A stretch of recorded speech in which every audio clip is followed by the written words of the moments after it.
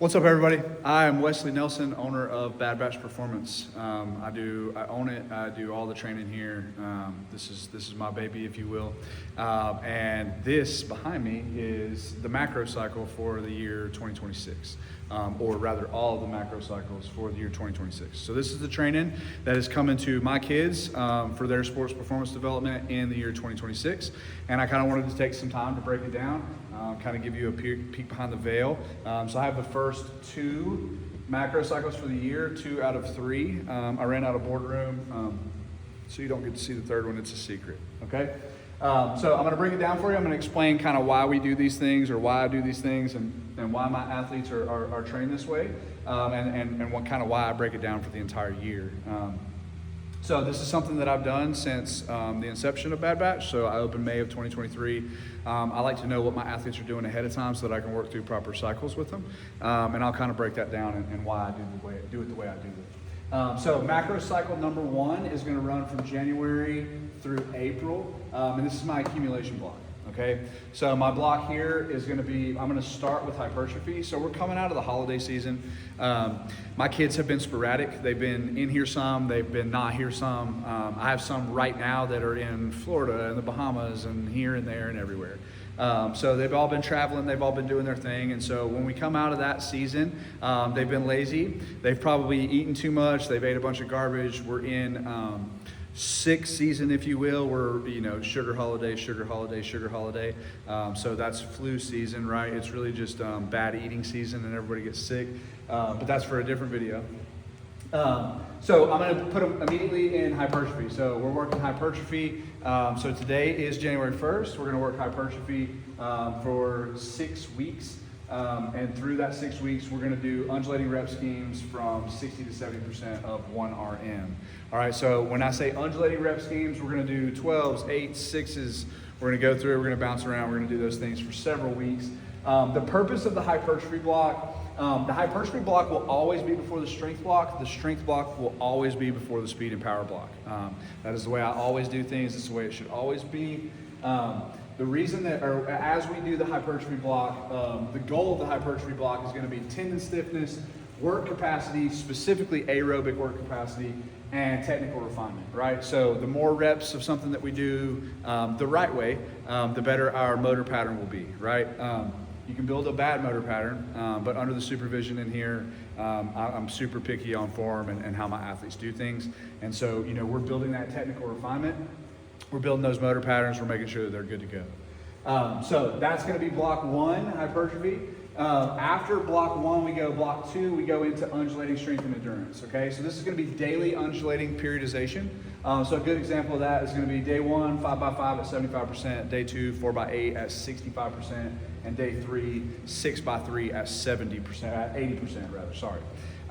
It's not always a percentage. I like to operate a lot on RPE as well, so rated perceived exertion. And so if today I come in, I say 8 out of 10, it might feel really good because my nutrition's lined up, my sleep's been good, rather my athletes has, right? Like they slept good last night, they're feeling good, they're emotionally ready to rock and roll. 8 out of 10, they might feel like a gangster today, right? And then the next day, 8 out of 10 might feel a little bit different because they ate bad, they slept poorly, they've got the stress of a test or whatever, teenage drama that they have, right? So a lot of times I'll operate on RPE instead of percentages. This is just an example. In this undulating strength and endurance block, the goal is strength, skill, acquisition, neural exposure without the fatigue. Really, this is preseason work, and then work capacity maintenance. Most of my athletes will start spring sports in the next couple of weeks. Like I know I've got some track athletes that are going to be on hiatus for a little bit because they're starting track practice. They will not be starting meets, but the ones who train in season here full time, we're kind of getting into that preseason work and again, work capacity maintenance. We want to maintain all the hard work we did in block number 1. From there, we're going to go into block number 3. This is going to be our deload / summer prep. We're going to reduce volume, hypertrophy. We're going to do more GPP stuff, so general preparedness block. This is nervous system prep for the strength block that's coming, connective tissue maintenance. The goal is always to maintain muscle mass, right? We don't want to work super hard for something just to lose it. So this is a build-up block for strength. This is the back end of the spring season and injury mitigation. So back into the spring season, right? These kids are worn down. You know, they've been playing baseball. They've been playing, you know, insert spring sport, right? So track, they're running a lot. They're doing a lot of stuff. The track coaches and the other coaches aren't always lenient on them. They don't always do things the right way. And so this is, again, an important way to do injury mitigation, right? So we just want to make sure they're taken care of. Kind of want to down-regulate the central nervous system some, sprinkle in some volume here and there just to kind of elicit a healing effect.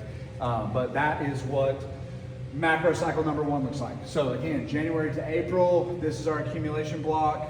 This is our hypertrophy block. This is what's going to set us up for strength, okay? Block number 2, macro cycle number 2 is going to run April to June, and this is our max strength block, all right? So this is going to start with 2 tips of the cap, if you will. The first tip of the cap is going to be to Louis Simmons at Westside Barbell. We run a conjugate. I run a modified conjugate for athletes. I love the conjugate method. I love Louis Simmons. I love everything that Westside Barbell stands for. He was truly a pioneer and a genius man. I wish that I had gotten a chance to spend some time around him. I know some people who have, and they say exactly what I imagine. He was the man. So conjugate, for those of you who are not familiar with that, it's basically going to be max effort stuff and dynamic effort stuff. So you're going to have a max effort lower, a max effort upper, a dynamic effort lower, and a dynamic effort upper. Okay, so what that's going to look like is we're going to get some accumulating resistance in there. We're going to rotate weekly with the max effort rotation stuff. The accumulating resistance in here will be bands. The other way to do that is chains, but the goal is going to be heavy singles and heavy triples. We're going to float back and forth through that. I am a big believer in the conjugate method. I have seen it work really, really well for people who just want to get really strong, but also work really, really well for athletes. It really sets them up for the next cycle, which again is another tip of the cap to one of the GOATs. Block number 5 is going to be triphasic strength. Okay, triphasic strength popularized by Cal Dietz. Cal Dietz is a genius. He's still cranking out books, still cranking out research, still blowing everybody's mind. Cal Dietz is a legend. And so again, another tip of the cap to him. Okay, so I do the triphasic strength. I break it down into 2-week blocks. Okay, so you can run triphasic strength year round. If you've ever read the book, or if you're into reading the book, if you're a strength and conditioning guy or gal out there and you want to read the book, it's a fantastic read. You'll learn a lot. But he breaks it down into longer cycles for his purpose.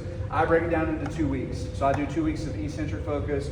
I'm going to use weight hangers in those, really overcoming eccentrics, lots of spot work in here. Then we're going to do isometrics. We're going to do overcoming isometrics, regular isometric holds in the bottom with explosive return, and then concentric work, okay? So the goal here is going to be 80 to 90%. We're going to look for low volume, high rest. Velocity is king. This is where we're really starting to get some of that neural adaptation going on. Okay, so we're really making some changes in here. We want to go up in weight as we can, again, high in rest, but we're really training all 3 phases of movement, eccentric, isometric, and concentric strength work, okay? And then following that, we're going to hit another deload. So our deload, our volume is going to drop 40 to 50%. We're going to maintain our intensity, and then we're going to do some complex mobility. Okay, so when I say complex mobility, I'm a firm believer that you don't need the static stretch, right? If static stretching was the be-all, end-all, everybody who does yoga would be an elite athlete, okay? Complex mobility is, we're going to work a lot on hip stuff. We're going to focus a lot on the hips. We're going to focus a lot on the shoulders. We're going to focus a lot on thoracic rotation, mobility, thoracic flexion and extension.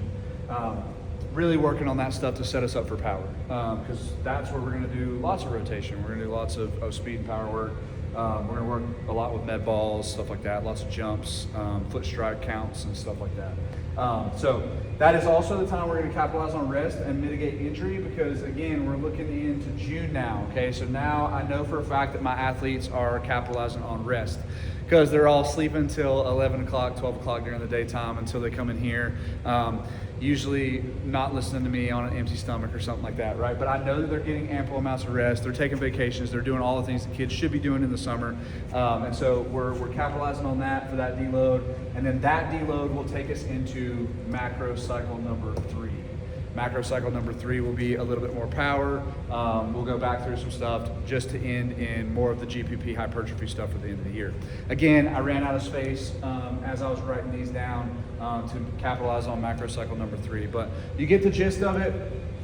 Again, I know exactly what all of them are going to do. I know exactly how long we're going to run each of these blocks. If I take on a new athlete, that's a question that I get all the time, is like, what if I get an athlete and he's right in the middle of block number 2?